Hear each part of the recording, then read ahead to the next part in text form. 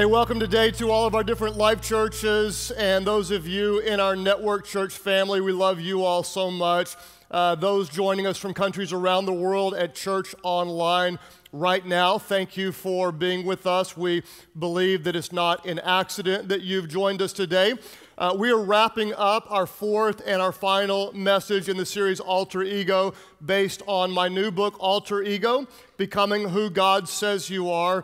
This is still available at most of our live churches today only for half off the cover. After this week, they're no longer available at our church, but you can find them at bookstores or online. If you'll notice, alter for our study, and this book is spelled A-L-T-A-R, Alter Ego, and this represents our altar. Throughout history, people of God have knelt down at an altar to make a sacrifice or to lay down something significant in an act of worship to God. Altar. Ego, as you know, is what we think about ourselves. It's our belief system. It's who we think we are. Unfortunately, so many of us, we think too highly of ourselves. We have an inflated ego. Or we think too lowly of ourselves. We have a poor and inaccurate view of ourselves. So our goal in this series is to take our egos, what we think about ourselves, and to sacrifice who we think we are at the altar so we can become not who we think we are, but instead who God says we are. If you missed the last 3 weeks, let me tell you what we covered. You may want to go to lifechurch.tv/watch, and you can experience all of the messages that we've done. Here's the ground that we've covered. Then I'm going to tell you what we're going to dive into today. We've laid down 3 things today. By faith, we'll lay down the 4th. Week number 1, we laid down our feelings of inadequacy. So many of us, we struggle deeply with those feelings. Week 2, we laid down our need for control. Some of you, you're still laying down your need for control. You put it down, but you picked it back up. Why? Because you love to be in control. Week number 3 was a healing week for so many of us. We laid down our right to be offended. We let that go and found some forgiveness. We forgive as Christ has forgiven us. Today, we're going to lay down our longing for approval. We all love to be loved. We're going to lay down our longing for approval. Is that okay with you guys? Do you like my idea? Do you approve of it? Do you feel good about it? Do you like me? Do you like me? Do you like me? Do you like me? Okay, we're going to lay down our longing for approval. The reality is, I'll just be real honest with you, for as much of my life as I can remember, I have longed for the approval of others. As a child playing sports, my earliest memory was going up to bat and thinking, oh, my dad is here. I hope I get on base because I want my dad to be proud of me. He loved me anyway, but that was my warped view. If I do good, he'll approve of me.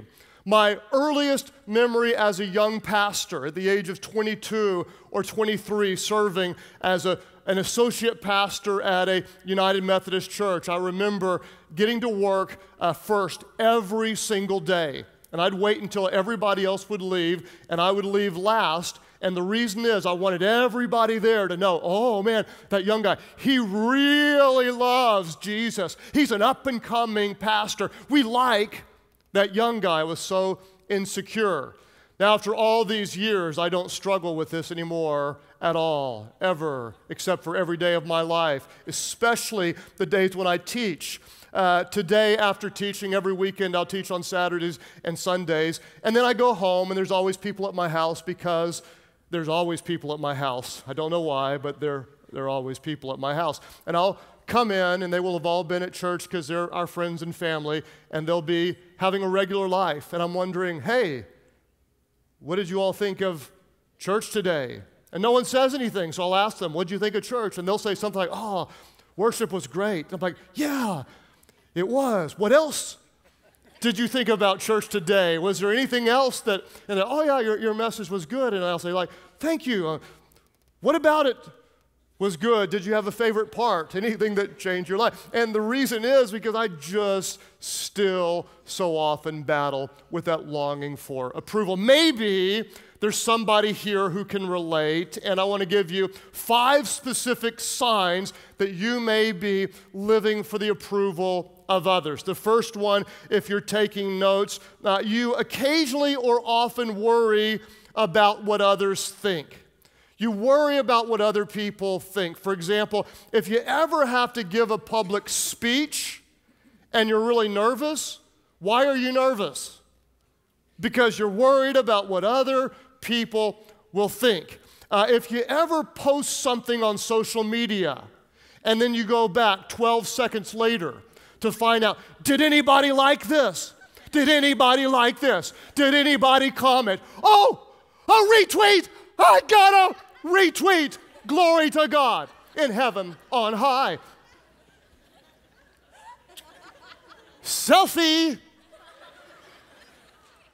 Selfie from another angle. Does anybody want to comment on my selfie? You know, we're consumed with what other people think. I know none of you ever do that. Occasionally, when we're getting ready for an important event, what will we do in our closet? Besides walking through an entire closet full of clothes and saying, I've got nothing to wear, we'll put on like 2 or 3 or 4 outfits. And, you know, does this look good? And does this look good? And does this look good? In our house, we do the game called the which shoe. Amy puts on 2 different shoes. And then she lifts a foot like this and says, which shoe? This one or this one? And I tell her this one. She said, let me show you again. Let me go slower this time. Which shoe? Why? Because there's this, you know, what are they going to think? Do they like me? And sometimes it's something that really small and insignificant. Someone will just say something like, hey, you know, are you feeling okay? You're like, what's the matter? Do I look bad? Do I look bad? Do I look bad? What are we trying to say? How many of you would say you sometimes care too much what other people think? Raise your hands up right now. Raise them all of our churches, okay? Now look at those with their hands that are not raised and say, you just care too much what people think to raise your hands. To that question. The second thing is we're often overly sensitive. We're often overly sensitive. I can be that way. 100 people can say, hey, Craig, I liked your message, or hey, Craig, I liked your book, and one person says something negative. And I just zoom in on that one thing. Oh, I'm a failure. Oh, I'm not any good. Oh, it didn't make a difference at all. 100 people say something good, but one person, and I get overly sensitive and focus on that one thing. Or maybe you get a new outfit, and baby, you know you look good. The person who sold it to you told you you look really good, and you can't wait to wear it out in public. So you go out and you're just waiting for the compliments all day long. Just check it out, and at the end of the day, no one said anything, and you're devastated. What's wrong with me? You're overly sensitive. Or you call a friend, or you text a friend, or you DM a friend, and they don't call you or text you or DM you back for quite some time. Oh my gosh, did I say something wrong? Are we not BFFs anymore? Is there a misunderstanding? Do I need to call again? And then you find yourself being overly sensitive. If that's you, don't be too sensitive. Just check the little space on your notes and let's move on. A third indicator that perhaps you are living for the approval of others is that you compromise your values. There's something you believe deeply in, but you compromise it for the approval of others. You're a young girl, and you love God, and you want to honor God with your purity and save yourself for your husband to give him the great gift one day of your purity. But you're dating a guy, and he says, I love you, baby, I love you, baby. You know I love you, baby. I love you, baby, love you, baby, love you, baby, love you, baby. And I love you even more if you, And so what happens? You, and you compromise your values for the approval of someone else.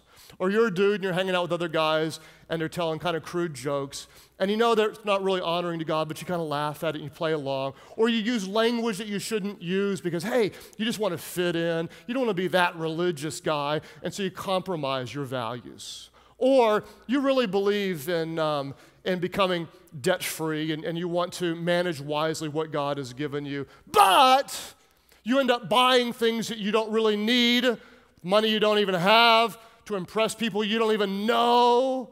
Why? You compromise your values because you want people to like you based on what you have or what you look like. If that's true for you, just check the space. Yes, I occasionally compromise my values. Another indicator that you're longing for the approval of others is that you hesitate sharing your faith.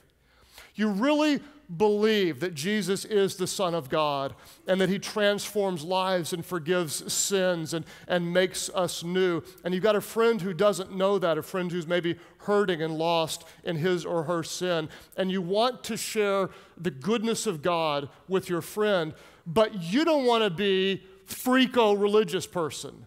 And so you don't share your faith. In essence, if you're honest, you care more about what other people think about you than you really do care about them and their freedom in Christ. And so you don't share your faith. You're a little more timid because you're longing for the approval of others. Finally, and this will speak to a lot of you, you might be longing for approval if you have a hard time saying no. Someone asks you, hey, can you do this? And inwardly, you're screaming, no, never, never. I'm busy, I'm overwhelmed, don't want to do it, don't want to do it. You scream it inwardly, no, and outwardly you go, sure, be happy to. When can I start? And you have this horrible sense of guilt because outwardly you're agreeable, but inwardly you're resentful. You have an incredibly hard time saying no because you want to please people. Why do we do this? Why do we do this? The reason is because our egos are incredibly insecure. Our egos are crying out, like me, like me, like me, affirm me, affirm me, affirm me, make me feel good about myself. But if we're not careful, we're going to miss one of the most powerful truths and biggest dangers about people pleasing, and that is this. Becoming obsessed with what people think about you is the quickest way to forget what God thinks about you. I want to say it again because I want this to get into your hearts. Becoming obsessed with what people think about you is the quickest way to forget what God thinks about you. In fact, Proverbs 29:25 says this. Fear of what? All of our different churches say it aloud. I need all of you working with me. Fear of man will prove to be a what? It will prove to be a snare or a trap. But whoever trusts in whom, say it aloud, but whoever trusts in the Lord is kept safe. Fear of man, what will he do to me? What will she do to me? What will they think? What is their opinion of me? Fear of man will prove to be a snare, a trap. In fact, the Hebrew word translated as snare is the word mokesh, and it means a trap. It means a snare. It means very literally, it was the hook that people would use to put inside an animal's nose to pull the animal around. It's the mokesh, it's the snare. Here's what some of you look like. I know this is gross, but you will remember this. Hey, you like my outfit? Do you like my hair? I've got bangs now. Didn't have bangs yesterday. I've got bangs now. Hey, do you like my car? Do you realize I've got an iPhone 5 with an unlimited data plan? Am I cool now? Am I cool now? I just got a follower on Twitter. Am I cool now? Am I cool now? Did you like my song? Am I hanging out with the right friends? Hey, am I cool? Fear of man proves to be a what? A snare. It's a trap.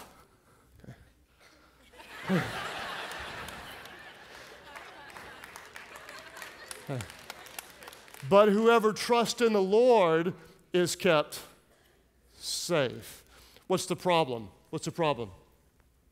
Pleasing people, you ready for this? Is idolatry. It's the sin of idolatry. It's putting the approval of people ahead of the opinion of God. It's making people too big in our lives and God too small. In fact, I would say this to you. It could be one of the greatest limiting factors in your life. If you're a parent and your big goal is, I want my kids to like me. They may like you today, but they're not going to respect you tomorrow. Because your number one call is not to be their buddies, but to be their guiding force in your life. If you want to be a leader in your school and you're consumed with what your friends think about you, you can't lead them because you are following them. If you want to be a leader in business, you will have to make incredibly difficult calls that other people will not understand. And you cannot be consumed with what people think about you. You have to do what's right.